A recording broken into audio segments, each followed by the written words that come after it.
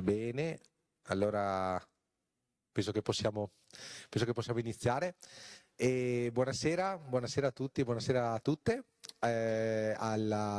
Benvenuti alla seconda serata di questa seconda edizione di Sport e Cultura, iniziativa culturale organizzata dall'amministrazione comunale di Vittorio Veneto. Io prima di tutto saluto la sindaca Mirella Bagliana qui presente, ringrazio ovviamente tutti voi per la presenza e saluto chi ci sta seguendo da casa. E prima di tutto vorrei fare un ringraziamento ovviamente a chi sostiene questa iniziativa, quindi lo sponsor Banca Prealpi, ma in generale gli uffici dell'amministrazione comunale che stanno insomma lavorando tanto per rendere possibili queste serate. Abbiamo qui presente anche il professor Massimo Cettolin, che insomma accompagna insomma la curatela, ecco, di questa iniziativa, e approfitto per ricordare insomma della mostra Sport Emozione, che aprirà a metà febbraio qui a Vittorio Veneto. Appunto una mostra dedicata allo sport con fotografia, cimeli storici, giornalistici, da parte insomma offerti dalla collezione privata appunto del professor Cettolin, davvero tante rarità e tante come dire, sì, cimeli che aiutano insomma a ricostruire il mondo, la storia delle Olimpiadi, in particolare ovviamente quelle invernali. E poi la collaborazione del Museo dello Scarpone di Montebelluna che fornirà insomma importanti materiali derivanti dalla collezione. Questa è la seconda serata, appunto potete vedere i prossimi appuntamenti qui nel nostro programma. Abbiamo Mattia Zuin insieme insomma alla società Nottoli Nuoto, che ci parlerà la sera del giovedì 5 febbraio, poi avremo Franco Bonera, fondatore di Sport Week e vice direttore storico della Gazzetta dello Sport, il 19 di febbraio. Abbiamo Benedetta Gava, campionessa della ginnastica artistica, il 5 marzo, e il 12 marzo il professor Lorenzo Zamponi e la dottoressa Maria Chiara Franceschelli della Scuola Normale Superiore di Pisa, che ci parlerà insomma dell'organizzazione, ecco, delle Olimpiadi attraverso uno studio che è stato finanziato insomma dal Ministero dell'Università e della ricerca. E poi la serata, diciamo così, bonus al Teatro da Ponte il 28 di febbraio con il coro Gli Sconcertati, insieme a due giovanissimi campioni di danza sportiva, Tommaso Dalozzo e Eva Adelia Cichelau. E prima di passare la parola alla protagonista di questa serata, la dottoressa Antonella Stellitano, a cui tributerei subito un applauso, perché insomma se lo merita tutto. Poi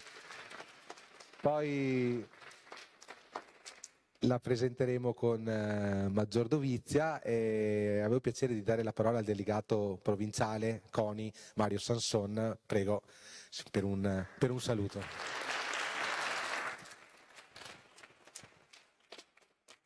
Sì, buonasera a tutti.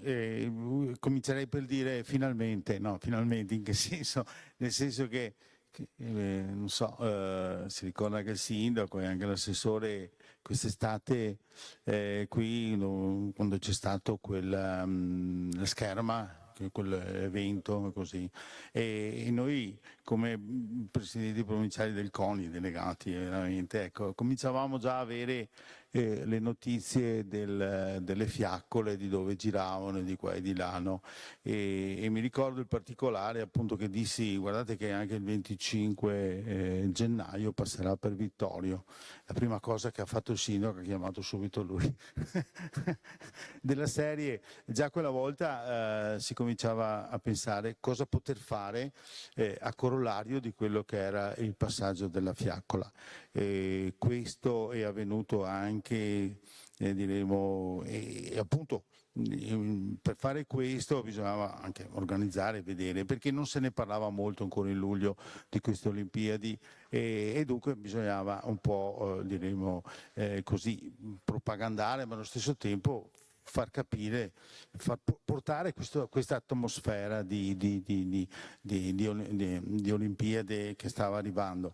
E devo dire che alla luce poi di quello che sta avvenuto, di quello che avete fatto, io sono abituato a essere schietto e pertanto complimenti a voi di Vittorio Veneto che avete organizzato questa cosa qui, che era proprio tutto questi eventi, che era proprio nell'idea anche del CONI, e tutto. In altre realtà è avvenuto un po' meno, ecco. Però voglio complimentarmi, e già in quel periodo lì, quando si è pensato, parlando con l'assessore, si è pensato di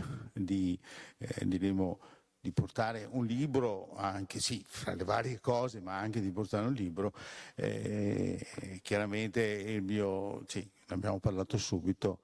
Io ho Antonella Stellitano che collabora con me ai CONI provinciale, lei è la fiduciaria come Faraon che è qui per voi, ecco, lei è della città di Treviso e pertanto sapevo benissimo e si capiva benissimo cioè, cosa aveva fatto e cosa stava facendo. Tra parentesi, poi ne abbiamo parlato anche prima, parlerà anche più avanti della tregua olimpica, che è un qualcosa di eccezionale se vista come dovrebbe essere vista. Ecco, pertanto poi così poi l'Antonella è vittoriese, perciò abbiamo fatto bingo.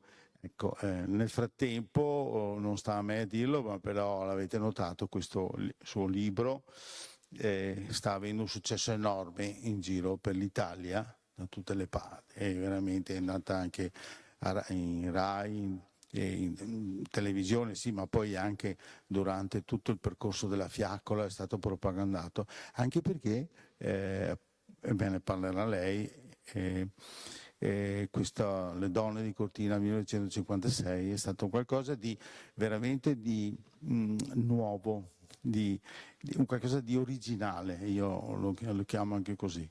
Non ho mai assistito alla sua presentazione e visto che avevamo cominciato con Vittorio, ho pensato di venire qui questa sera. Ecco. Pertanto grazie ancora a voi di avermi invitato, ma allo stesso tempo di aver organizzato tutto questo. E tutto qua. Adesso ascoltiamo Antonella e complimenti a Antonella che va bene, non vorrei che glieli faccia più. Grazie. Grazie al Presidente Sanson.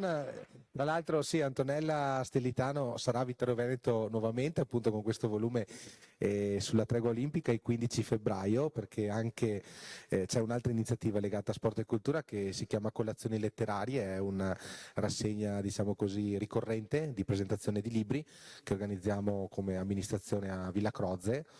In questo febbraio la rassegna è dedicata ovviamente al tema delle Olimpiadi, quindi avremo l'8 febbraio Andrea Franco, il 15 febbraio Antonella Stellitano e il 22 febbraio Sergio Giuntini. Quindi insomma doppio appuntamento a Vittorio, ma ha un calendario davvero impegnativo di presentazioni in questi giorni. E prima di dare la parola avevo piacere anche di dare il microfono ad Alda Zaccariotto, che è presidente del Panathlon Vittorio Veneto, ovviamente insieme al CONI Treviso ci dà il patrocinio e in generale comunque insomma un contributo sempre importante anche di consulenza, ecco, quindi prego Alda. Grazie, sarò brevissima, grazie a tutti della presenza, ringrazio Antonella che non ha bisogno di presentazioni, gioca in casa, quindi sicuramente vincente. Il Panathlon è presente in tutte queste organizzazioni, diciamo, di eventi collaterali per la promozione delle Olimpiadi, non poteva essere diversamente perché dove c'è sport c'è Panathlon. Io auguro a tutti voi una piacevole serata e ringrazio di nuovo tutta l'amministrazione e in particolare l'assessore e il sindaco. Grazie, buona serata. Grazie Alda, che è anche volontaria olimpica tra l'altro, quindi insomma è giusto menzionarlo. Allora,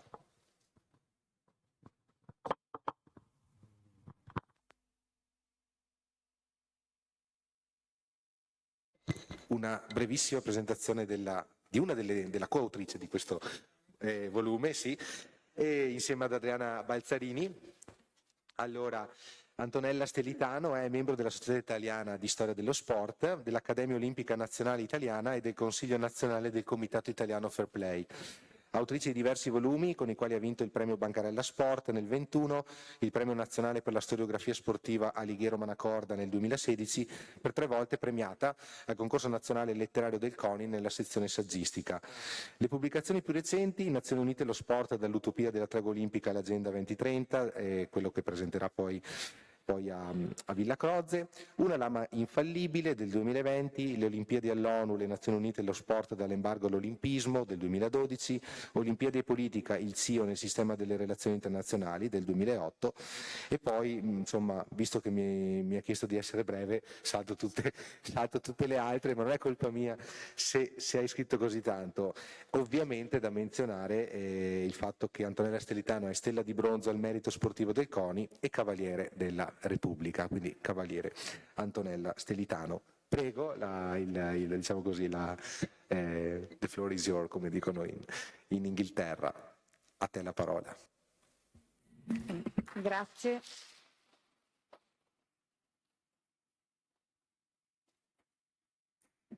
Bene, buonasera, grazie. È un piacere, come hanno detto, sia per essere qui dove io sono nata a Serravalle, quindi non Ceneda, ma insomma va bene lo stesso. E che è la prima volta che vengo a presentare un libro a Vittorio Veneto, quindi mi fa piacere. E grazie anche all'invito del Comune di Vittorio Veneto e grazie appunto a tutto il programma che avete fatto a supporto, a corredo di questo passaggio simbolico ma importante della fiaccola olimpica. La serata, per non annoiarvi, ho preparato un po' di foto, così magari commentandole parliamo anche dei contenuti del libro, perché se parlo io per un'ora dopo un po' vi annoiate. Serviva scrivere un libro su questo tema, sulle donne del 56, valeva la pena scriverlo. Beh, secondo me, secondo Adriana Balzarini, che ha lavorato con me a questo progetto, Adriana è un giudice internazionale di sci, è stata giudice anche ai Giochi Olimpici di Torino 2006, è una panatleta, è anche un giudice internazionale di rally, insomma una donna polisportiva. E secondo noi si serviva riflettere su questo tema perché le donne erano sempre state escluse da questa narrazione sportiva, nel senso che se si leggevano i giornali dell'epoca o i libri dedicati ai Giochi Olimpici del 56, si trovavano molte informazioni che riguardavano principalmente gli uomini presenti, gli atleti, i personaggi importanti, e sulle donne si glissava sempre. Quindi, per darvi un'idea, se un giornale metteva le cronache delle gare del giorno prima, dedicava 5 colonne e mezza alle gare dei maschi e in coda scriveva si è svolta anche la discesa femminile e magari metteva le prime 5 classificate. E sui libri poi era anche peggio, nel senso che si sorvolava completamente, quindi a parte qualche figura iconica di medaglia d'oro, sul resto non c'era molto sulle atlete. E noi siamo in realtà partite dalle atlete e abbiamo immaginato di raccontare i Giochi Olimpici attraverso le loro storie. Quindi abbiamo cercato di raccontare queste Olimpiadi del 56 secondo lo sguardo e le storie delle donne che erano lì presenti e che non erano solo le atlete, perché una volta cominciato a lavorarci, voi pensate che le italiane erano solo 14 e complessivamente le atlete presenti erano il 15,8%, adesso siamo quasi a metà, però all'epoca erano poche. E noi siamo partite dal rapporto ufficiale dei giochi, che è quel librone di, all'epoca erano 600 pagine, che conteneva i nomi di tutti, cioè tutti quelli che avevano partecipato, tutti i comitati d'onore, cioè chiunque a qualsiasi titolo fosse stato lì presente con un ruolo era indicato in questo dossier. Quindi siamo proprio partite da questo elenco per selezionare questi nomi e ci siamo rese conto quasi subito che non c'erano solo le atlete, ma cominciava ad esserci qualche giornalista donna accreditata, qualche giudice, qualche accompagnatrice nelle delegazioni, e quindi abbiamo cercato di di raccontare, di trovare prima di tutto anche le storie di tutte le altre donne che in qualche modo hanno avuto un ruolo in quelle Olimpiadi, come professioniste, quindi le prime donne giudice, le prime donne accompagnatrici di delegazione, le prime donne giornaliste, e poi sono saltate fuori anche altre donne che erano lì come interpreti, segretarie, addette alle premiazioni, ma anche con ruoli diversi e qualche volta facendo qualche scoperta vera e propria, nel senso che magari non era mai scritto nulla in Italia, però sul giornale americano, sul giornale tedesco si trovava qualcosa che qui in Italia magari non era mai stato detto.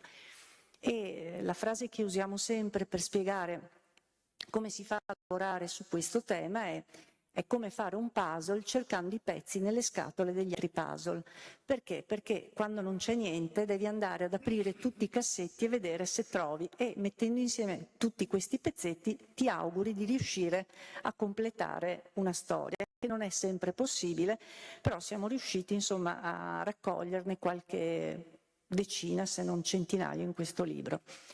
Io direi di farvi vedere un po' cronologicamente qualche foto, così vi racconto queste donne del 56 attraverso qualche immagine.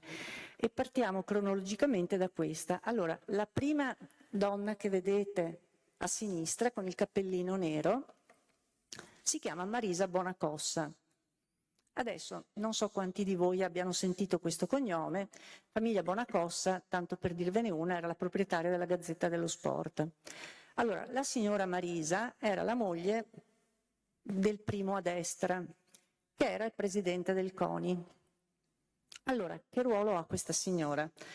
Questa signora, nessuno lo sa, ma è quella che si è lavorata le mogli degli altri delegati che dovevano votare per Cortina, detta in maniera molto sintetica, nel senso che questi membri del CIO si riunivano e portavano con sé le donne, alle quali ovviamente era dedicato un programma culturale, la passeggiata, la visita al museo.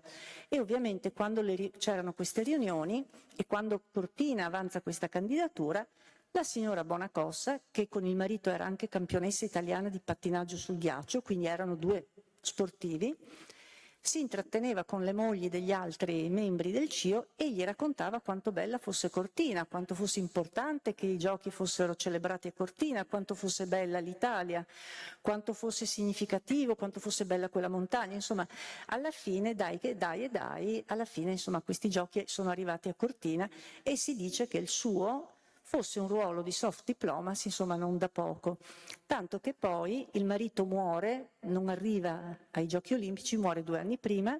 Allo stadio del ghiaccio di Cortina c'è una targa che è dedicata a lui per ricordare questa figura, ma a lei viene affidato dal CIO il compito di presidente del comitato delle signore.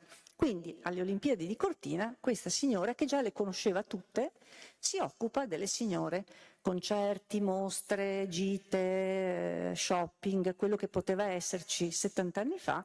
Lei, per esempio, è una delle figure che abbiamo raccontato perché ha avuto questo ruolo che poi è anche documentato, quindi è un ruolo insomma nascosto ma che abbiamo voluto raccontare. Poi ovviamente, possiamo passare alla prossima, poi ovviamente dopo la candidatura c'è l'inizio del viaggio della fiaccola, no? Prima dell'inaugurazione. Il viaggio della fiaccola in quell'anno non è avvenuto come quest'anno. Cioè noi quest'anno abbiamo una fiaccola che gira, fa dei pezzi a piedi, poi si sale sul furgone, sulla lanterna, fa un po' di chilometri, scende nel paese dopo. Per Cortina 56 intanto la fiaccola era stata accesa in Campidoglio a Roma. Da lì era stata portata in giro sulla Lancia Fulvia, in giro per Roma, poi era stata caricata in aereo a Ciampino, era stata scaricata a Venezia in aeroporto, salita in barca con degli ex olimpionici che avevano vinto delle medaglie, arriva a San Marco e da San Marco va a piedi fino a Cortina. Ci sono tratti da 1 chilometro per ogni tedoforo, ci sono 256 tedofori e 4 soste notturne che sono Venezia, Treviso Belluno e Cortina Zuel. Quindi il viaggio della fiaccola è così. E quindi siamo andati a vedere che donne c'erano, no, in questo viaggio della fiaccola. Allora, le prime donne che la fiaccola incontra sono quelle che sono le iseffine, cioè le studentesse dell'ISEF di Roma, alle quali viene concesso di essere schierate lì, di dare il saluto alla fiaccola, ma a nessuna di loro è permesso di andare a fare la volontaria a Cortina. Cioè, ai maschi sì, ma loro non possono andare a prestare servizio a Cortina, a fare le volontarie come i loro compagni di corso. Poi la fiaccola prosegue e questa è l'unica donna che fa la tedofora. Tutti gli altri sono uomini. Lei è Alberta Vianello ed è una ragazza di Mestre, è una pluricampionessa mondiale di pattinaggio a rotelle e a Mestre porta la fiaccola per il primo tratto lungo il terraglio verso Treviso. Lì si vede che ha i pattini e lei è l'unica donna che tocca la fiaccola. Quindi nessun'altra fa la tedofora in quell'edizione dei giochi. Però poi, come abbiamo detto, la fiaccola si ferma per la notte e quindi possiamo andare avanti? E qui la seconda sosta notturna è Treviso. Lì siamo sotto Palazzo dei 300 e vedete, sulla destra si intravede con la tuta AP Treviso una ragazza.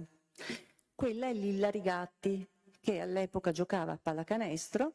Se qualcuno ha visto la cerimonia di Treviso, in piazza, vicino a questo bracciere che è stato aperto per pochi minuti, abbiamo portato col presidente Sanson Lilla Rigatti. Lilla Rigatti, abbiamo raccontato la sua storia, primo perché è ancora viva e siamo riusciti a parlare con lei. Pur essendo di Treviso, ci ho messo 1 anno e mezzo a trovarla, perché le donne quando si sposano, i figli hanno un altro cognome e a volte sull'elenco del telefono c'è il nome del marito, se sono straniere poi non lo hanno più, quindi è molto difficile ricostruire le vite delle donne.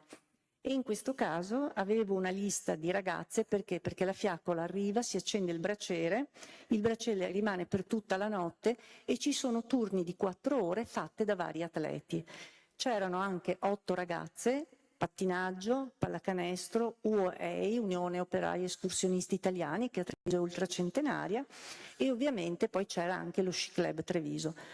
8 ragazze hanno fatto dei turni rigorosamente pomeridiani e di mattina, di sera no, con l'imbrunire dovevano andare a casa.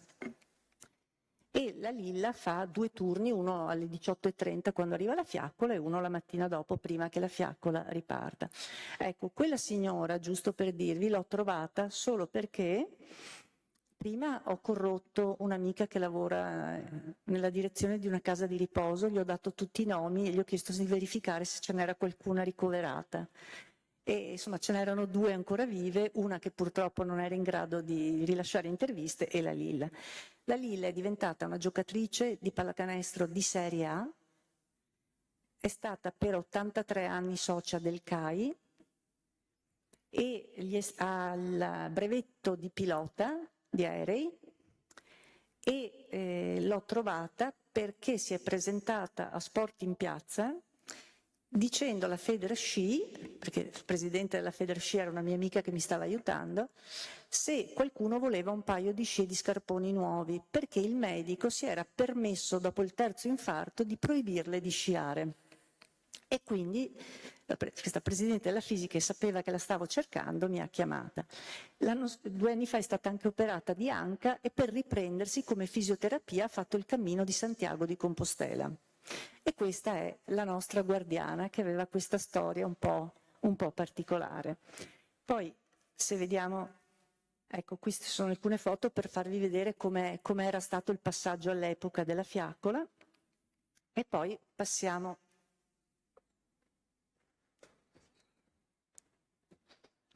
magari alla successiva. Ecco, questa è Belluno. Anche a Belluno si ferma, qui ci sono delle ragazze e io non ero riuscita a trovare i nomi, però vedete quella con la tuta bianca? La settimana scorsa mi ha telefonato una signora e mi ha detto quella è mia mamma. E domenica pomeriggio presentiamo il libro alla Lovatta a Villorba e porta la mamma, perché si è riconosciuta nel libro, si chiama Maria Peruzza ed è di Belluno. E si è ritrovata nella fotografia perché le donne erano tenute così in considerazione che non mettevano neanche i nomi. Cioè, mentre magari troviamo i nomi dei maschi, negli elenchi più 4 ragazze, più 4 atlete, non ci sono neanche i nomi delle ragazze. Quindi quello è anche quello un problema quando si fa la ricerca. E poi tra i profili che abbiamo trovato, noi immaginiamo appunto che stiamo allestendo la località olimpica e vedete quella signora in basso, quella è Franca Elg. Franca Elg è un architetto di Milano che insieme al suo socio Franco Albini e insieme al vetrinista della Rinascente Albe Steiner ricevono l'incarico di progettare come deve essere la città di Cortina, immaginando che fosse una vetrina a cielo aperto. Ebbene, quella signora che poi vince anche il Compasso d'Oro nel 61 a Milano, inventa l'utilizzo dei pittogrammi per indicare le sedi. Quegli omini stilizzati che vedete, decide che invece di mettere tanti cartelli in tante lingue ci stiano bene quelli. Immagina tutto un allestimento con i cerchi olimpici, quello che un po' noi adesso vediamo per abbellire la Villa Olympique è un'idea sua. A Cortina non tutte le sue idee vengono realizzate, però il suo dossier viene acquisito dal comitato organizzatore dei Giochi di Tokyo del 64 per replicarlo in Giappone. E quella donna è passata alla storia anche come la grandama dell'architettura italiana, perché è stato un architetto importante, ha anche insegnato all'università e per quell'epoca è stata assolutamente rivoluzionaria. La settimana scorsa ha aperto a Milano la Fondazione Franco Albini la mostra che ha in esposizione proprio questi progetti che loro avevano fatto per l'occasione. E questo è il ritratto di una donna architetto che comunque ha portato anche lei un contributo, quindi l'abbiamo considerata una donna di Cortina 56. E poi ovviamente c'è l'inaugurazione, no? E questa è una delle figure forse più conosciute. Questa è la nostra Giuliana Minuzzo Scenalla e questa non ragazza, perché lei era già sposata e mamma di una bambina, cosa assolutamente inaudita, perché le donne quando facevano sport, dopo il matrimonio, finivano l'attività sportiva. Lei invece è mamma di una bambina ed è una delle prime atlete che lotta per farsi riconoscere dalla federazione il diritto di portare con sé la bambina in ritiro, il diritto di potersi allenare vicino a casa proprio perché è la mamma di una bimba. E il marito fa anche lui delle lotte con la federazione per assicurare alla moglie questa possibilità. Ma lei passa alla storia non solo perché è stata la vincitrice della prima medaglia olimpica di un'italiana, quindi lei a Oslo aveva vinto un bronzo, ma perché è la prima donna nella storia dei Giochi Olimpici in assoluto chiamata a leggere il giuramento olimpico. Quindi quel giorno, all'inaugurazione, lei con una mano tiene la bandiera e con l'altra recita il giuramento degli atleti.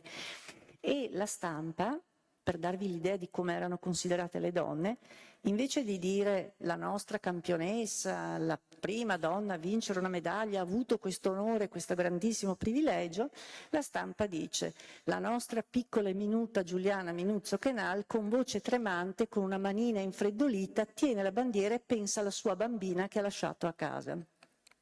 E questa è proprio la cronaca che noi abbiamo riportato, perché abbiamo cercato anche di non raccontare quello che noi potevamo immaginare guardando la foto, ma di raccontarlo con le parole usate a quel tempo, perché altrimenti c'è il pericolo che noi scriviamo pensando con la testa di adesso. E invece questi eventi vanno visti secondo quello che era quel periodo storico, quindi bisogna anche astenersi da un giudizio, perché erano tempi diversi ed è inutile giudicare oggi con il nostro metro, no? Bisogna vedere com'erano i tempi. E poi qui ho messo un po' di donne al lavoro. Allora abbiamo la Mariuccia Bisesti, quella in alto, che era una delle donne insieme alla signorina Ferrari, capo delle segreterie. La Bisesti per esempio diventa segretario generale della Federazione Pallacanestro, per l'epoca era una cosa esagerata. Le altre foto per esempio le ho trovate in Svizzera e sono tutte le segretarie che venivano arruolate appunto per questi compiti. Segretarie per le quali era stato fatto un modulo apposito in cui venivano raccolti molti dati, se una sapeva più lingue, se una aveva praticato sport, se aveva la patente, se sapeva sciare, se aveva qualcuno che la ospitava, perché c'era il problema ovviamente degli alloggi, se voleva un compenso o voleva andare gratuitamente, e ovviamente si scatena tutta una richiesta, no, di presentarsi per questi ruoli, e diciamo lo spirito era anche quello di poter fare qualcosa in questa occasione. Quindi c'erano degli imprenditori magari che avevano una segretaria bravissima che parlava 3 lingue e che la candidavano, dicevano ma noi ve la prestiamo se vi serve perché è bravissima, sa dattilografare velocemente, sa stenografare. E poi c'erano le raccomandazioni, e le raccomandazioni arrivavano da qualsiasi parte, cioè abbiamo ambasciatori, membri del CIO, abbiamo persino trovato le lettere di raccomandazione di Niccolò Carosio.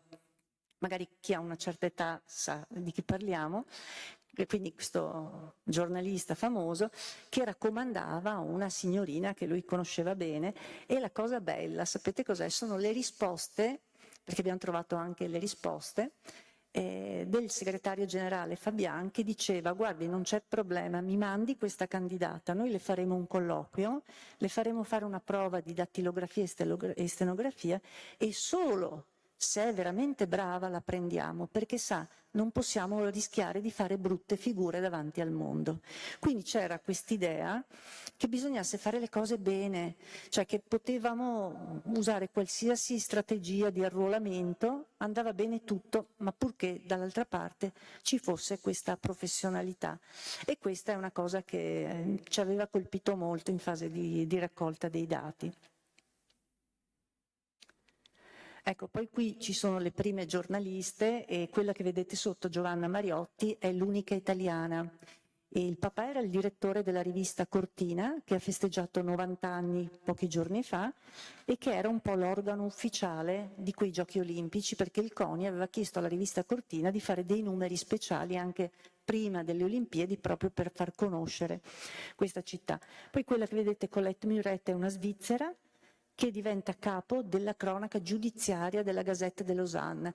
E la cronaca giudiziaria non era una cosa da donne, perché le giornaliste, le poche dell'epoca, si potevano occupare solo di affari donneschi, cioè potevano occuparsi di moda, di bellezza, di figli, di cucito, eccetera. Fare la giudiziaria era qualcosa da maschi. Bene, Colette Muret invece riesce. Mentre l'altra, quella è una foto che abbiamo, è l'unica foto che ho preteso che comprassero da Getty, che è costata un rene, e che è l'unica donna che abbiamo trovato con la macchina fotografica al collo. E probabilmente è un inglese di una rivista che all'epoca esisteva, simile a Life, che quindi testimoniava, appunto, faceva una cronaca fotografica, e lì è con Tony Seiler, che è l'idolo, perché Tony Seiler vince tutte le medaglie d'oro, poi era anche bello, farà anche l'attore, quindi le ragazze delle premiazioni con cui sono riuscita a parlare non si ricordavano di nessuno, ma quelle che hanno premiato Tony Seiler dopo 70 anni si ricordavano perfettamente di lui, mi dicevano: sai, io ho premiato 2 volte Tony Seiler, come fosse veramente la cosa più importante che potevano fare in quell'edizione. Ecco, qui ancora abbiamo una serie di donne, allenatrici, giudici, e le foto sono quelle che siamo riusciti a trovare, perché non è facile, però per esempio la prima a destra, la Jacqueline Vaudecrans, è la più grande allenatrice di pattinaggio francese, è quella che dà l'avvio a tutta la scuola di pattinaggio artistico su ghiaccio francese, mentre la Elsa Roth, che è in alto a destra, il nome non ci dice niente. Lei faceva il giudice, lei è la donna alla quale la Svizzera deve il fatto che lo sci sia lo sport popolare svizzero. Perché? Perché lei ha avuto l'intelligenza in quegli anni di procedere per un'unificazione dei regolamenti tra i vari cantoni, perché c'erano regole diverse delle gare, e lei ha fatto tutto un lavoro per uniformare i regolamenti e quindi per incentivare le gare, eccetera. E se in Svizzera lo sci è diventato lo sport più nazionale, lo si deve ad Elsa Roth, che poi ha avuto il nipote che è diventato presidente della federazione sci e lo ha stalkerato finché non ha fatto tutto quello che la zia voleva, ma del resto era una che aveva veramente le idee molto chiare. Mentre la signora sotto, la Pat Ramage, per esempio, è la donna che ha fondato la federazione di biathlon in Canada.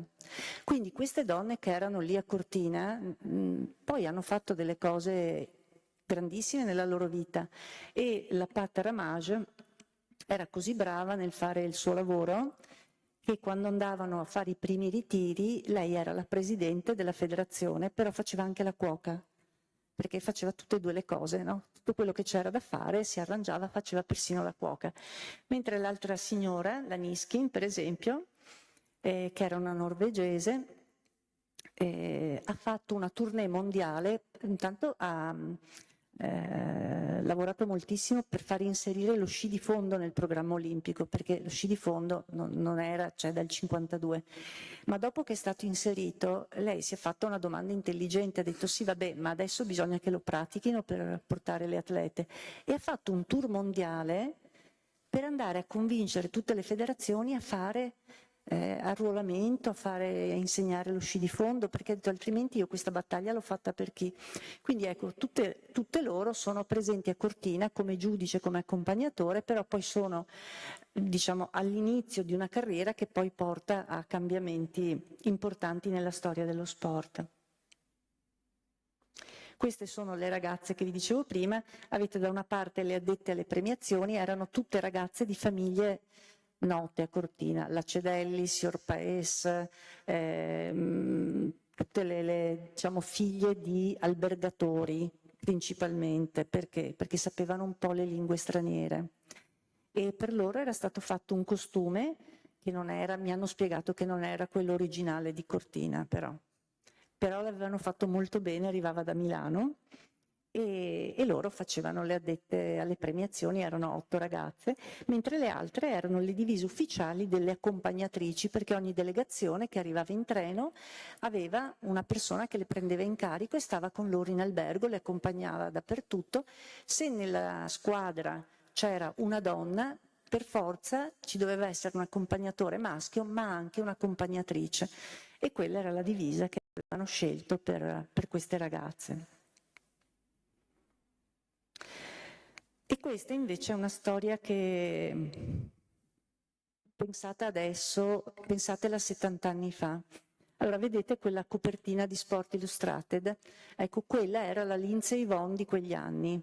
Era una sciatrice americana, era una delle campionesse date come favorite per le Olimpiadi, ed era una ragazza molto bella, aveva tutte le caratteristiche della bellezza americana in voga, cioè era bionda, occhi azzurri, eccetera. E l'anno prima di Giochi di Cortina, in gara, prende un dosso, va fuori pista e si schianta contro un albero e si spezza la schiena. Quindi finisce in sedia a rotelle. Fa 8-9 mesi di ospedale, poi torna a casa in sedia a rotelle, e comincia a rilasciare in America interviste dicendo che il suo sogno sarebbe stato andare a Cortina. E cosa succede? L'ambasciata italiana a Washington intercetta questo appello di questa ragazza. Siamo nel 1956, la guerra è finita da poco più di 10 anni, lancia una campagna di fondi in America per riuscire a trovare i soldi per comprare 2 biglietti aerei per questa ragazza e per la mamma. L'aereo la porta ad Amburgo trovano una casa automobilistica che mette a disposizione gratuitamente un grande furgone dove caricare la ragazza sulla sedia a rotelle. L'associazione albergatori di Cortina ospita gratuitamente lei e la mamma all'hotel Miramonti, la sistemano in una stanza vicino all'ascensore. Quando l'ascensore non funziona la portano a spalla e le danno un pass per vedere tutte le gare. Lei ha potuto entrare per vederle, diciamo, dalla prima fila, e ha potuto vivere appunto l'Olimpiadi in questo modo. E nella foto che vedete a destra c'è lei sulla sedia a rotelle. E questa storia era passata in ombra per un motivo banalissimo, perché nello stesso albergo in quei giorni c'era anche la madrina dei giochi, che era Sofia Loren. E c'è stato un giornalista del Corriere della Sera che ha scritto a margine di un articolo che era un vero peccato che nessuno si fosse accorto della presenza di Jill Kimmond, quindi noi siamo andate da quel nome a vedere chi era e abbiamo scoperto poi questa storia qui di questa ragazza, che peraltro vive fino a 69 anni, mi sembra, e farà la maestra. dedicano addirittura 2 film in America alla storia della sua vita, quindi un personaggio che all'epoca era molto importante. Però c'era piaciuta questa storia di solidarietà legata ai giochi, non c'erano i giochi paralimpici e questa ragazza comunque riesce, insomma, l'Italia riesce a garantire, pur essendo un paese che non viveva, insomma, nell'oro in quegli anni, a fare questo regalo a questa ragazza. Questa ancora è la nostra Giuliana Minuzzo Chenal, poi ci sono un po' di foto qui che ho messo, magari le scorriamo, vediamo insieme. Ah, ecco, queste sono altre sciatrici. Allora, la Vera Schenone, adesso vediamo chi di cronaca nera è ferrato qui. Vi ricordate l'anno scorso che al telegiornale hanno detto che una signora di 85 anni un giorno si è alzata e ha sparato al suo vicino che stava facendo lavori di ristrutturazione a casa. Vi ricordate una cosa del genere? Era lei. E all'epoca aveva 15 anni e si rompe in discesa, quindi torna a casa ed era la più piccolina che avevamo in squadra, quindicenne, mentre in fianco ci sono le sorelle Marchelli, Maria Grazia e Carla, che erano genovesi, erano scappate con la mamma a Cortina durante la guerra, dopo i primi bombardamenti durante la guerra, crescono a Cortina e sono tutte e 2 in nazionale. E queste ragazze, la Maria Grazia diventerà direttrice, fonda e dirige la rivista Sciare e poi fa molto ridere, ma fonda e dirige anche la rivista Sci-Nautico. Si vede che dove c'erano sci, insomma, diventa una giornalista famosa, poi anche una cronista di viaggi, eccetera. La sorella Carla invece ha una storia bellissima perché Carla si frattura tutti e 2 i piedi un mese prima delle Olimpiadi, la ingessano e la settimana prima delle gare le tolgono il gesso e le dicono vabbè puoi andare, vedi di non cadere perché ancora è fresco, insomma. Quindi scia, fa le gare una settimana dopo e Carla per esempio diventerà una ricercatrice del CNR, quindi tutte donne che insomma erano delle sportive ma avevano delle qualità che poi le faranno emergere anche nella vita. Vediamo poi chi c'è. Ecco, qui abbiamo le gare di fondo e ne ho un po' di foto se vogliamo passare e eccole qua. Queste sono 2 le vedete con lo scudetto nella divisa. Allora, quelle divise lì mi raccontava la nostra ragazza di copertina che poi vedremo più avanti, che erano delle bellissime divise ma prudevano da morire, cioè facevano un prurito che durante la sfilata erano lì che si vede che il tessuto era un po'... E mentre la Chenal, quando è morta, ha voluto essere seppellita con quella divisa che aveva indossato a Cortina, quindi lei ha chiesto alla sua morte, ha lasciato detto, la nostra ragazza di copertina ha detto che quando l'ha tolta è arrivata a casa l'ha fatta sparire perché era stata una sofferenza indossarla indicibile. Quelle sono le Tosello e le Bottero, sono coppie di sorelle di Limone e Piemonte dove c'era proprio una... si era affermata quasi una scuola, anche se dovete considerare che queste ragazze non avevano allenatore. Ok? Le fondiste soprattutto venivano da famiglie diciamo meno benestanti. La classifica era le più povere facevano fondo, chi aveva un po' di mezzi faceva sci, quelle ricche facevano pattinaggio. C'era anche questa scala sociale e le fondiste molto spesso erano ragazze di montagna che si allenavano spaccando la legna, occupandosi della stalla, facevano tutti questi lavori, poi a fine giornata si facevano dare i pattini, gli sci dal fratello, da un cugino e andavano ad allenarsi. Ed era così pesante la loro giornata che le Tosello, quando le hanno intervistate a Cortina, hanno detto che era un sollievo per loro essere lì. Cioè era veramente una vacanza, perché allenarsi e sciare, cioè era veramente una pacchia estrema rispetto a quello che loro facevano quando erano a casa. E addirittura si dice che una di loro a un collegiale si fosse presentata con un giorno di ritardo e l'allenatore le avesse rimproverate e lei gli ha detto sì ho capito io ma alle mucche chi è che glielo spiega che io devo andare? Quindi c'era questo senso del dovere, dei doveri familiari che era superiore a quello che era lo sport, che era visto un po' come qualcosa di residuale rispetto alla giornata, no, complessiva di queste donne. Ecco, qui vedete anche la tenuta tecnica, che erano pantaloni alla zuava, camicia, cioè ovviamente l'abbigliamento tecnico non esiste ancora, non esiste nulla di elasticizzato ancora, pensate solo a questo, no? Chi fa attività sportiva immagini che si fa con abbigliamento che non è elasticizzato, si usano i maglioni di lana e si usano questi pantaloni, ma non abbiamo tessuti tecnici assolutamente. Ecco qua, questa è la Fides Romanin. E queste sono le pattinatrici. Ora, le pattinatrici, queste sono le due che vanno ai giochi, Fiorella Negro e Manuela Angeli. Fiorella è mancata qualche anno fa, Manuela Angeli, che poi abbiamo scelto per la copertina, è quella signora che ha acceso il braciere a Cortina. Non so se avete visto il rito dell'accensione, c'erano 2 uomini, al centro una donna, è quella con il vestitino azzurro. E Manuela Angeli è di Cortina, suo papà era un campione di bob, era stato anche alle Olimpiadi, diventerà sindaco anche di Cortina, loro hanno un grande albergo a Cortina, e anche l'altra Fiorella Negro invece era milanese e i suoi avevano una grande industria di materiali chimici, inchiostri eccetera. Ve lo preciso questo perché bisognava essere ricchi per fare pattinaggio, non solo perché dovevi avere il maestro, mentre per sciare guardavi, ti arrangiavi. Pattinaggio bisognava pagare un maestro, ma soprattutto bisognava pagare il ghiaccio.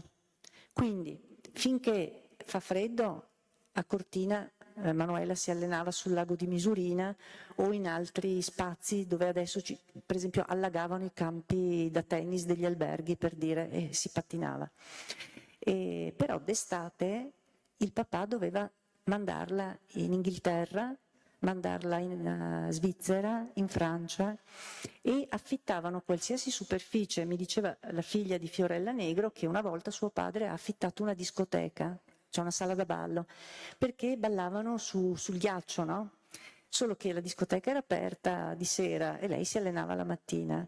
Oppure una volta era stata affittata un'azienda che produceva pesce e poi lo surgelava, perché aveva degli spazi ghiacciati, quindi queste ragazze si dovevano anche arrangiare nei mesi estivi e loro sono quelle più fotografate, hanno anche le copertine dei giornali, sono chiamate le fatine del ghiaccio e soprattutto sono molto ammirate e i biglietti per il pattinaggio artistico femminile sono quelli che vanno tutti esauriti, cioè mentre per il fondo, per la discesa, le vendite dei biglietti femminili vanno così così, questi vanno venduti subito e ci si chiedeva se fosse dipeso dal fatto che fosse un bello sport aggraziato, adatto alle donne o fosse, e molti dicono probabilmente fosse perché si vedevano le gambe.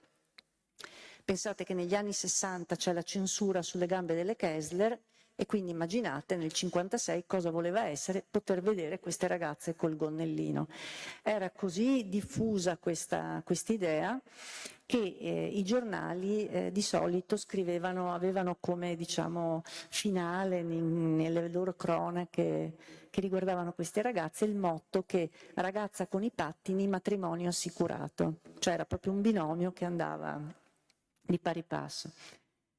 Qui dovremmo avere un po' di foto di queste, eccole qui.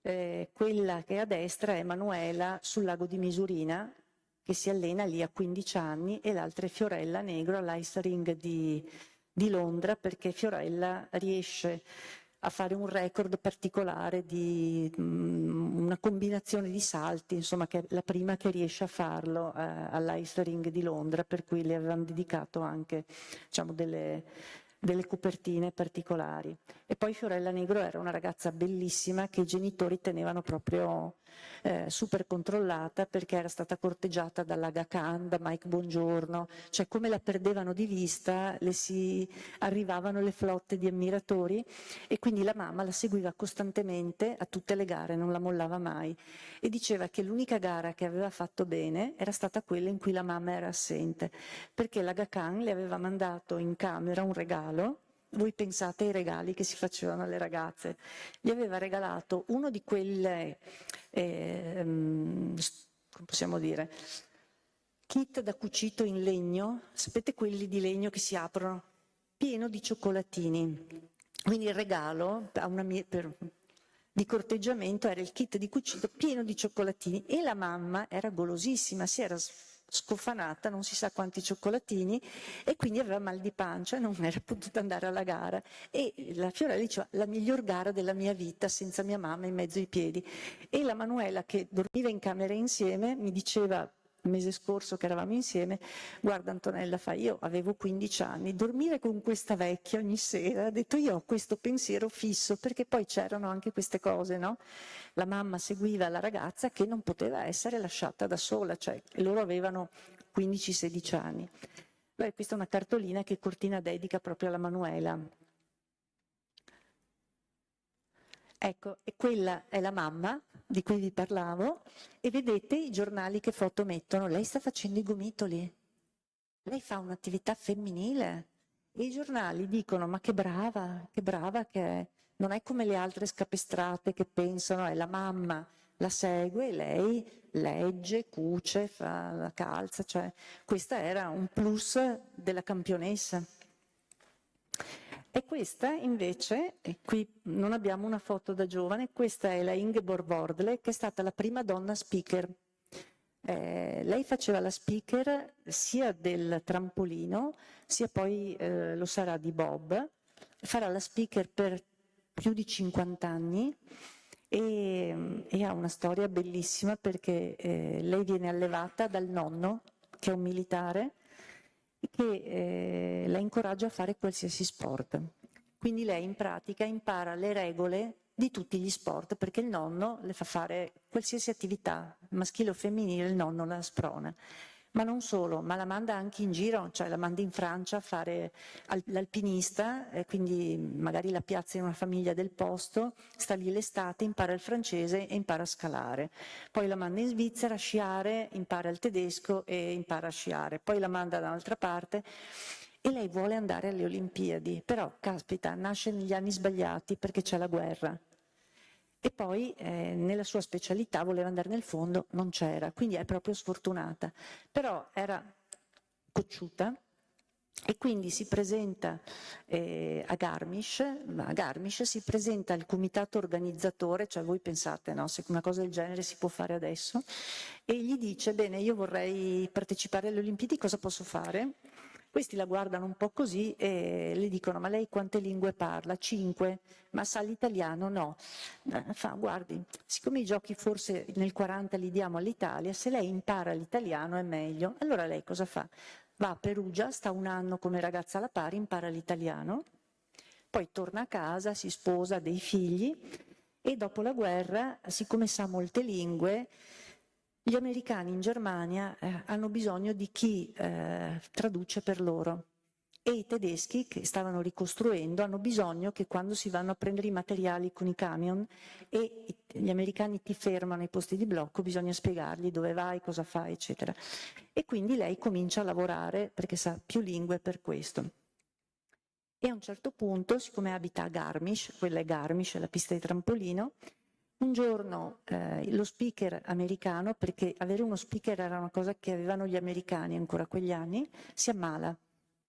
E allora viene in mente a uno: ma sai che c'è quella signora che vediamo sempre nei camion? Prova a chiedere se lei lo può fare. Questa ha una bellissima voce squillante, in più sa tutti i regolamenti, sa tutte le regole, e lei comincia la sua carriera. E lei va tipo a 7-8 Olimpiadi, 15 mondiali, cioè lei è la voce.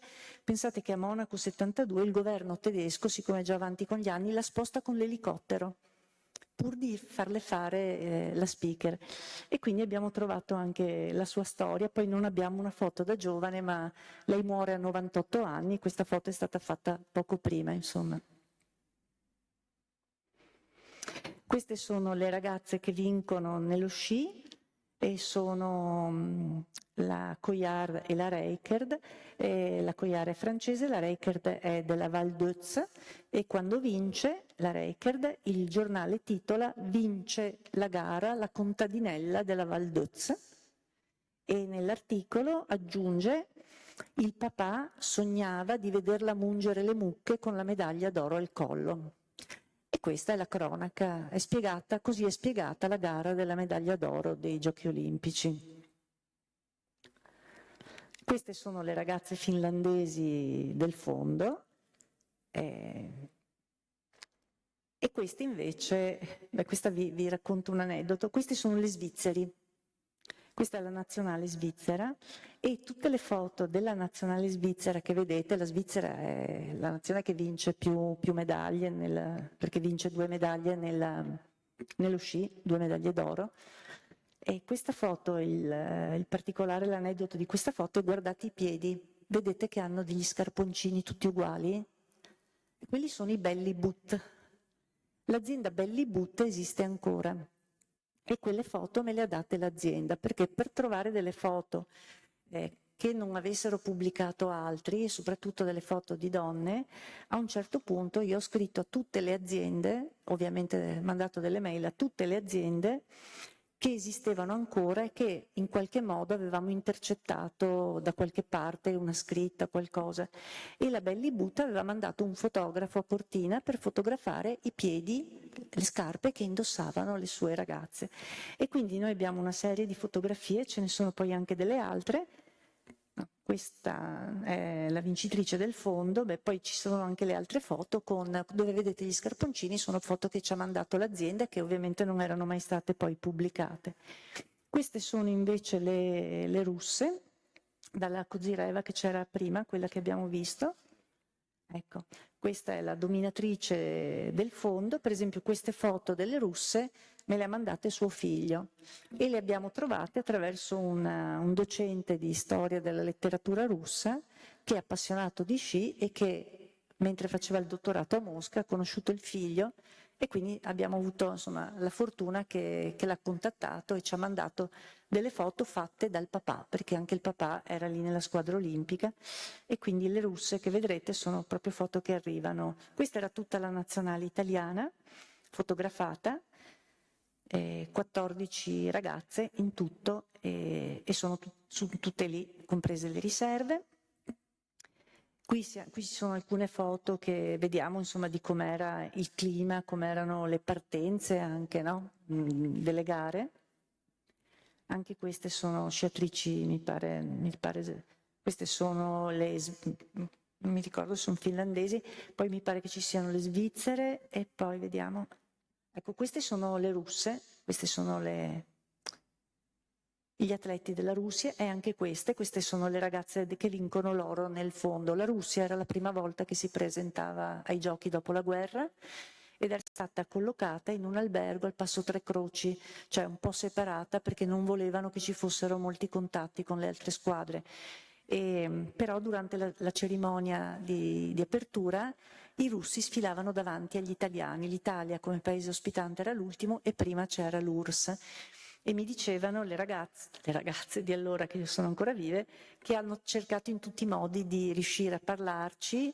Chi sapeva qualcosa di tedesco, di inglese, era riuscito a scambiare 2 parole, addirittura a scambiarsi le prime spillette che c'erano, ed era stata una grandissima novità vedere i russi a Cortina, perché dopo la guerra era veramente qualcosa di inaudito.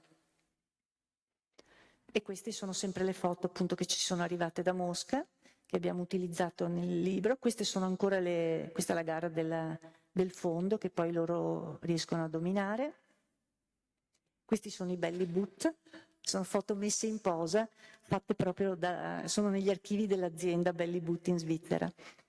Anche questa ovviamente, queste sono tutte lo squadrone di sci della Svizzera. E questa che vedete sempre sono scene del post gara, dei divertimenti dopo la gara, perché dovremmo averne anche qualcun'altra sul tempo libero. Questa è l'americana Mid Lawrence con il marito, questa è l'altra mamma che c'è a Cortina. Pensate che lei voleva smettere, aveva già vinto, mi pare, 3 medaglie d'oro, voleva smettere e il marito gli ha detto: vabbè, smetti dopo Cortina, facciamoci sto viaggio in Italia, poi andiamo a Venezia, poi casomai smetti. Ha fatto, mi pare, altre 2 Olimpiadi, altri 2 figli e dopo ha smesso. Qui siamo nel pattinaggio, la ragazza che vedete circondata dai militari è la Tangley Albright che vince la gara di pattinaggio. Lì non si vede bene, però ha un grande cerotto sulla gamba destra, perché si era ferita con il pattino la settimana prima e si era scheggiata l'osso. Il papà era un chirurgo famoso, arriva dall'America, la ricuce, lei fa la gara e la vince, pensate, indossando il vestitino rosso cucito da sua nonna, quindi tempi completamente diversi da quelli di adesso. E questa è la coppia inglese, lei ha 12 anni e lui 14, adesso non è permessa questa età. Lei era la più giovane partecipante a Cortina e la più magra, pesava 28 kg, perché poi nel dossier ufficiale ci sono anche le età medie, cioè tutto raccontato, no? Pensate che l'età media era intorno ai 20-21 anni, proprio perché vi dicevo, poi le donne si sposavano e smettevano. Ed era così insolito che una donna facesse sport all'epoca che se voi guardate, e io vi invito veramente a farlo perché lo scaricate gratuitamente, se voi guardate il docufilm girato all'epoca, Vertigine bianca, peraltro montato da Giuliana Tenni, che è un'altra donna che montava i film di Totò, di Sordi, quindi famosa all'epoca, e se voi guardate quel film, al di là che vedete subito qual è il clima della cortina del tempo, quindi è un impatto veramente forte, no? Vedere all'inizio, ma la cosa bellissima di quel film è che, bellissima insomma, la cosa che mi ha colpito moltissimo è che verso la fine si vedono gli atleti in albergo che finiscono le gare, quindi fanno vedere dopo che vanno a cena, che si siedono sui divani, così, e la voce narrante dice: quando finisce la giornata e gli atleti tornano in albergo, le donne tornano ad essere donne, lavorano a maglia, leggono un libro, scrivono una lettera ai propri cari. E questo la dice lunga sul fatto che la parentesi sportiva fosse proprio una parentesi, cioè che non poteva assolutamente andare a cambiare quello che doveva essere e restare il ruolo che la donna doveva avere. Quindi era come, vabbè, una parentesi tra l'adolescenza e l'età adulta, ti è concesso farlo, dopo da quel punto in poi sai che devi tornare a mettere la testa a posto. Ecco qui, vabbè, questa è la vincitrice della gara di discesa e quello è il Teati, che è lo sponsor insieme all'Ovo Maltina, cioè quello era adesso sarebbe esatto, no? L'angolo del vincitore. Beh, lei che scende col numero 1 deve aspettare le altre e lì aspetta. Il leader's corner era quello col tè, nel termos. E qui, vabbè, le russe che giocano a scacchi, le altre che cenano. Ovviamente la cena era quello che c'era, cioè non c'era il menù sportivo 10 anni dopo la guerra, la cena era quello che c'è, si mangia, non c'erano diete. Era Vallone Tania Weber perché Cortina è anche vita mondana durante i Giochi Olimpici. Arrivano principesse, attrici, attori di Hollywood, arriva il fratello dell'imperatore del Giappone, cioè arriva un sacco di gente, un sacco di VIP. E questo alimenta poi l'idea di una Cortina che sia meta di VIP anche negli anni successivi, quindi Cortina riesce ad affermarsi in questa sua dimensione un po' mondana anche grazie appunto ai Giochi del 56, dove c'è la signora in mezzo al pubblico in bianco, Sofia Loren, che fa la madrina, che era la prima volta che vedeva la neve. Sofia Loren aveva 22-23 anni, aveva appena girato il primo film Pane e Amore e puntini puntini, ed era a Cortina, dove è arrivata con 6 bauli di vestiti e si cambiava continuamente pellicce, abito, quindi quest'idea della moda, della mondanità, degli attori famosi. E quando arriva lei nessuno guarda più le gare, quindi qualcuno si infastidisce e dice insomma, perché portate qui gli attori che sono motivo di distrazione. In realtà il governo italiano la porta anche a trovare la squadra norvegese, perché Sofia Loren sistema una piccola avvertenza diplomatica, c'era stato un piccolo screzio diplomatico qualche mese prima e per risolverlo il governo italiano porta la Loren nell'albergo dei norvegesi a prendere il tè, fa le foto, bacia sulla guancia a tutti gli atleti e mai si disse problema diplomatico, fu risolto così rapidamente. Quindi viene anche utilizzata per questi scopi. Ed eccola lì, lei è lì che gioca sulla neve che non aveva mai visto prima. Poi vabbè, noi abbiamo un po' fatto vedere anche dove poi erano state raffigurate le donne, nella medaglia, nei francobolli dell'epoca, sempre la ragazza con i pattini, però è perché l'immagine bella della donna sportiva è la donna che pattina, non la donna sudata che fa fondo sci, quindi quella è l'immagine da trasmettere. Poi queste sono alcune copertine di quella rivista Cortina che vi ho detto era stata il testimone ufficiale, poi abbiamo cercato anche nelle immagini successive le donne nei cartelloni e abbiamo attinto il Museo Salce, si vedono poi nelle successive che poi sono cartelloni che adesso trovate esposti ovunque perché il museo li ha prestati sia, ci sono le copie sia all'aeroporto Marco Polo, sia in tutte le mostre olimpiche che girano, quella che c'è a Verona che era prima Longarone e Padova, questi sono diciamo i cartelloni che girano e l'ultima immagine che vi faccio vedere è questa della Madonna e un motivo c'è. Perché questa è l'unica Madonna delle Olimpiadi che esiste al mondo. Ci sono le Madonne della neve, ma non ci sono Madonne delle Olimpiadi. E questa Madonna l'abbiamo trovata facendo il libro perché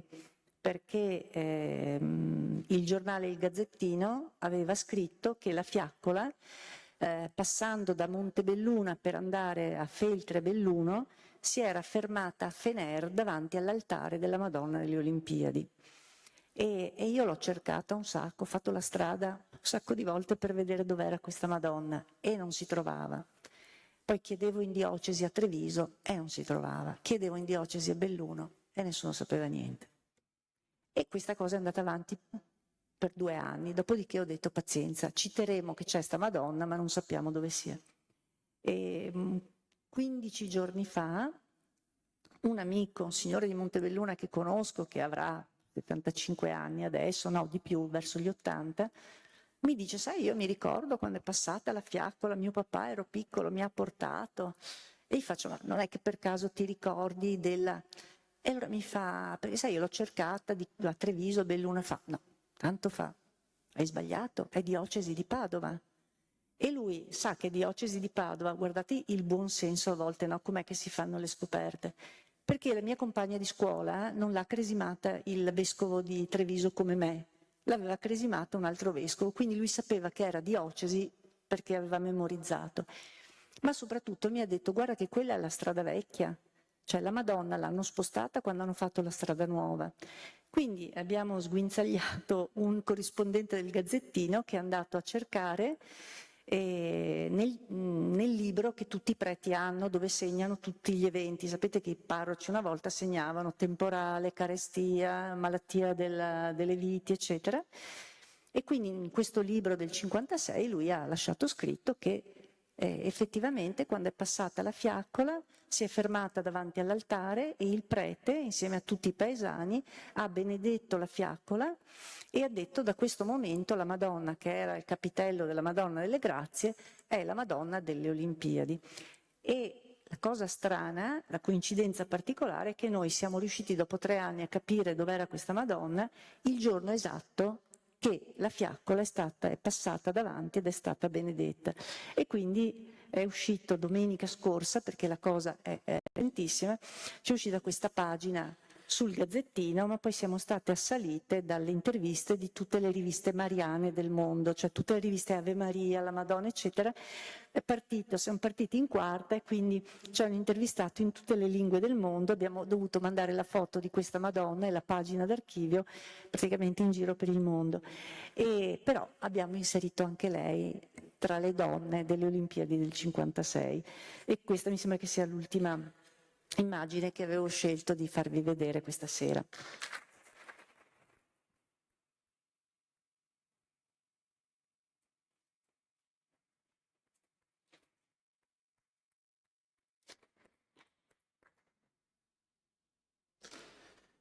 Addormentati? Beh, innanzi no, non penso siano addormentati, penso insomma, grazie mille, grazie a lei anche perché insomma penso si sia ovviamente ampiamente percepito cioè, la quantità di informazioni che ha raccolto e che ha immagazzinato in questa vita di ricerche e io almeno personalmente sono davvero molto colpito.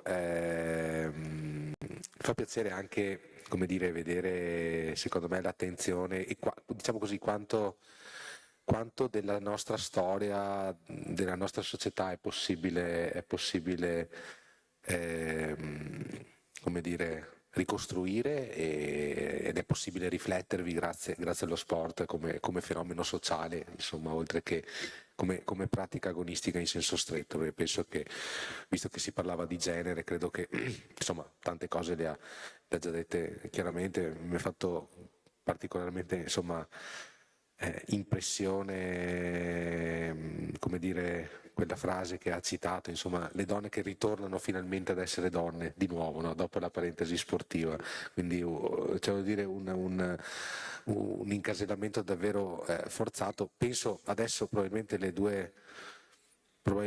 al di là di Goggia e Brignone, ma le due sportive invernali più di successo sono Dorotea Virer e Elisa Vittozzi, no? Che, voglio dire, sciano e sparano, quindi presumo, voglio dire, ecco, che quanto di più lontano fosse dall'immaginario che, insomma, si potesse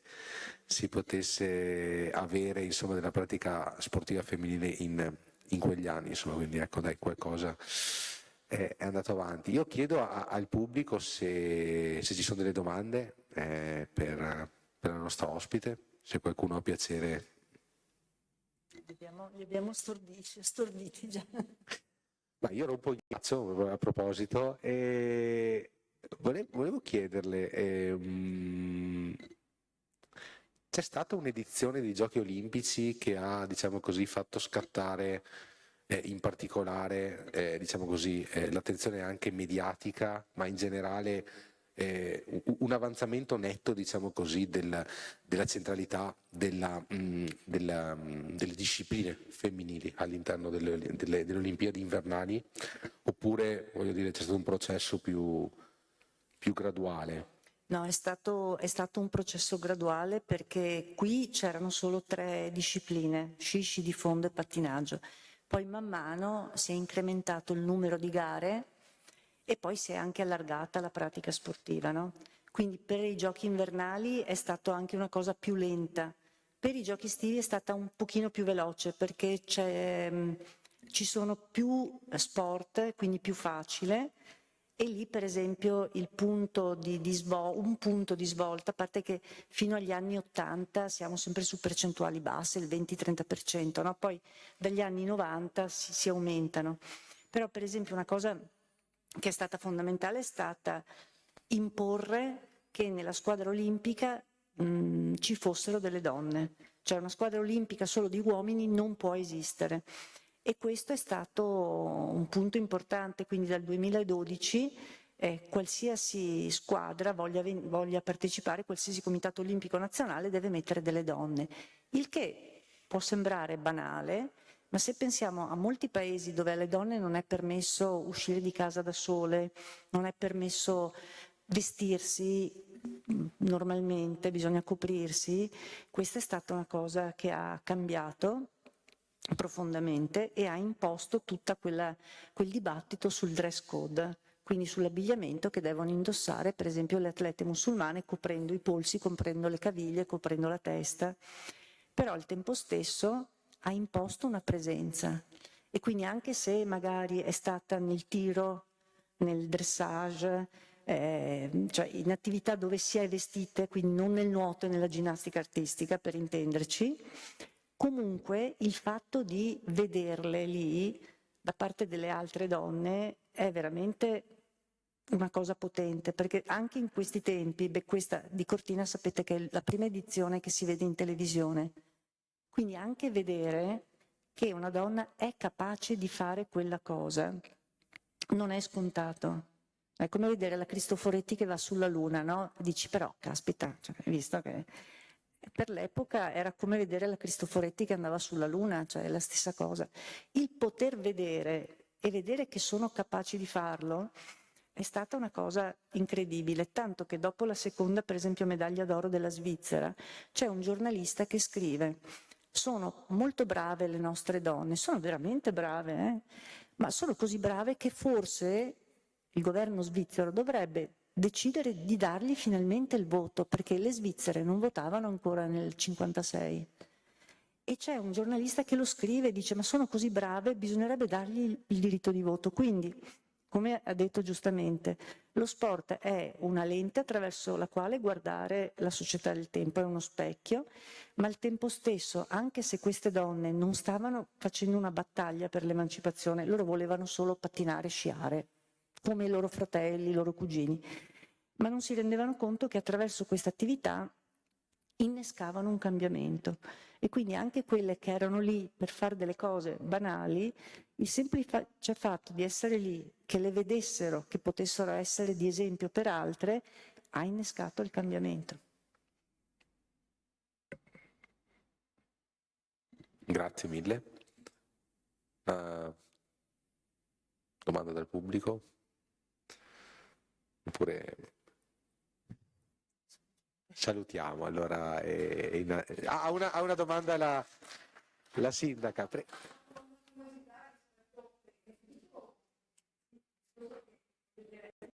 56, che poi non è così lontano, no? Il 56, se lo mettiamo proprio, poi in Svizzera non si votasse, veramente che la donna non riuscisse a votare, veramente è sbalordativo. Cioè, voglio dire, poi mi viene in mente i nostri giovani, in effetti raccontando questi fatti ci si rende veramente conto di passi da giganti che abbiamo fatto, no? Anche come donne in generale, no? Come società.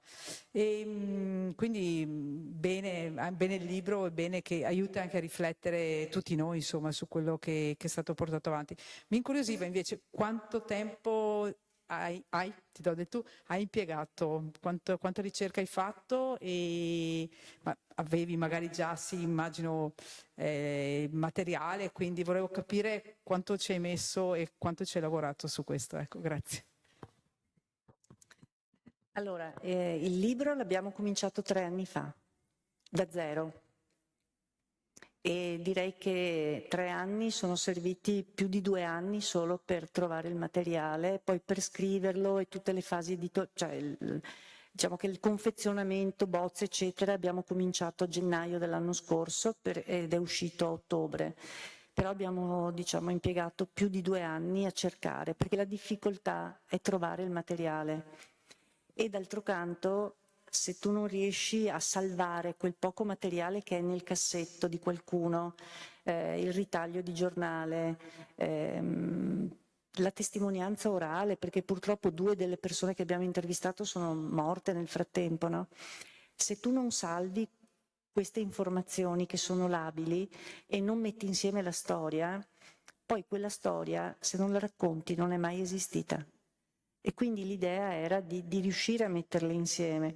Noi abbiamo la prefazione di Deborah Compagnoni, che ci ha fatto sorridere perché più o meno, insomma, sapeva com'era andata, e ci ha fatto sorridere quando ha detto: vabbè, anche voi avete dimostrato la stessa tenacia di loro e non avete mollato, perché quando cerchi e non trovi, poi ci sono stati dei punti morti, però ci sono stati anche dei ritrovamenti casuali incredibili. Io sono stata a Roma agli archivi CONI e ho avuto la fortuna di trovare un dirigente CONI che non si occupa di archivi, ma che, siccome ha una sua sensibilità, quando è andata la ditta che doveva sgombrare per buttare via della roba, si è accorto che c'era l'archivio di Cortina 56 che era rientrato da Cortina, però metà era già stato buttato via, e lui lo ha nascosto, in attesa di vedere dove sistemarlo, lo ha nascosto in uno scantinato altezza Tevere. Se siete mai stati a CONI a Roma, è in fianco allo Stadio Olimpico e, voglio dire, c'è il Tevere.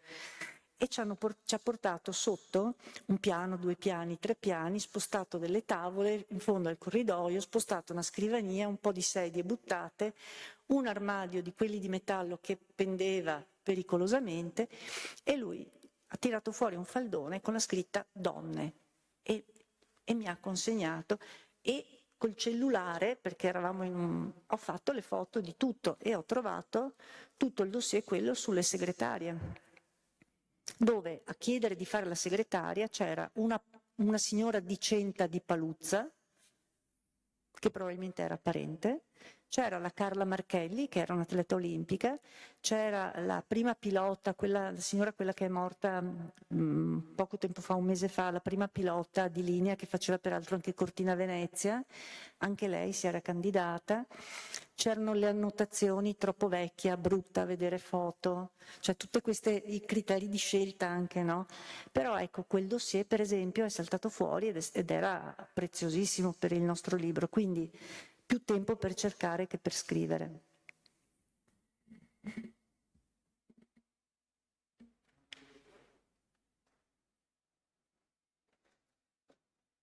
Una curiosità, ha citato prima la Giuliana Menuzzo Senal, che poi abbiamo citato anche venerdì scorso con Zandonella. No?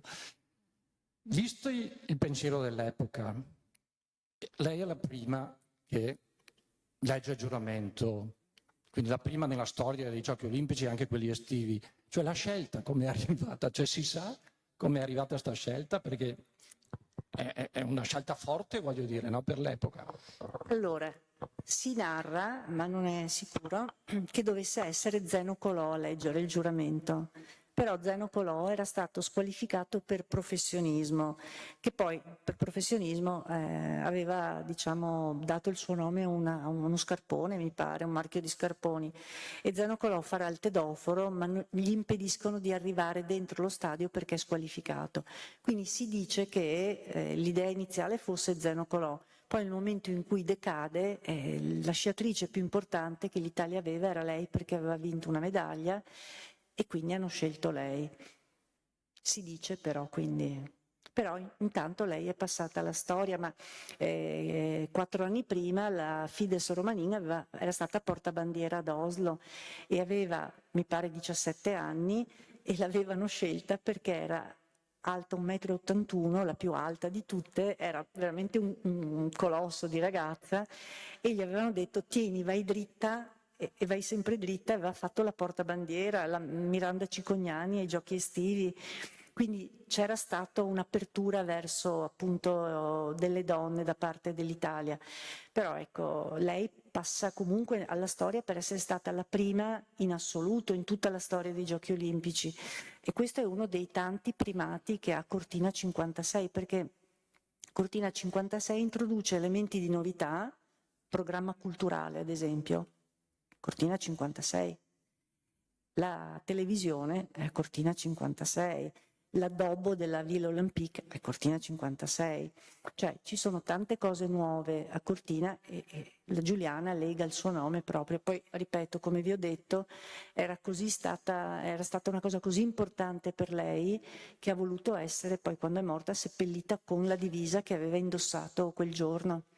Lei arriva quarta a tutte e due le gare, vince il bronzo nella combinata, perché i Giochi Olimpici valevano anche come gare mondiali e c'era la combinata, quindi non come medaglia olimpica ma come medaglia mondiale. Lei vince il bronzo, perde la medaglia perché per darvi l'idea della differenza con oggi, gli erano arrivati degli sci nuovi il giorno prima, 2 giorni prima dall'America, e glieli hanno dati da usare e li hanno sciolinati come gli altri, però il materiale era diverso e quindi la sciolinatura non era a contatto con la neve, non aveva velocizzato, ma aveva frenato, quindi lei arriva con tutti i grumi sotto di questi materiali, l'avevano frenata e lei si accorge di sta cosa, ma ormai, e perde, perché probabilmente avrebbe potuto vincere una medaglia anche lei.